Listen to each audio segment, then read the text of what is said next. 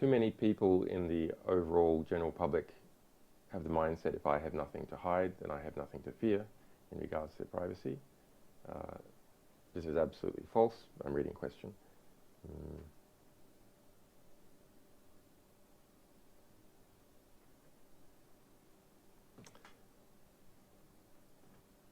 I mean, it's a statement, really.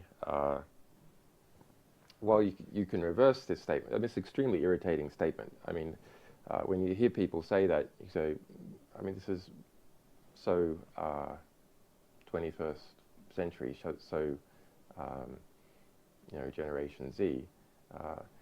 It's not about you. It's not about whether you have something to hide. It's about the whether society can function and what sort of society it is.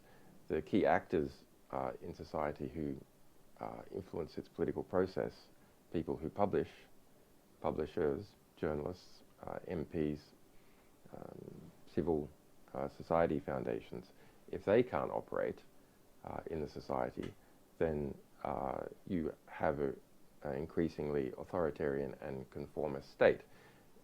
Even if you're someone who thinks otherwise, you're of absolutely no interest. The result is you have to suffer the consequences of the society that has been, that has evolved. Also, you're not an island.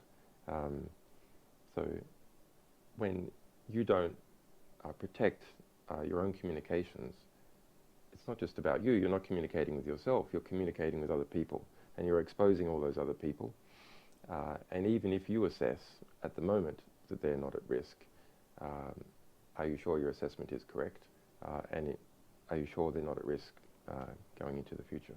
I think the biggest problem with mass surveillance actually is that the knowledge of mass surveillance and fear about it produces intense conformity. So people start censoring their own conversations, and eventually they start censoring their own thoughts. So it's not enough to create fears about mass surveillance. One, at the same time, has to create understanding of how to avoid mass surveillance, or understanding that at the moment, most of the mass surveillance authorities, like the National Security Agency and the organs it feeds, are pretty incompetent. That can change as artificial intelligence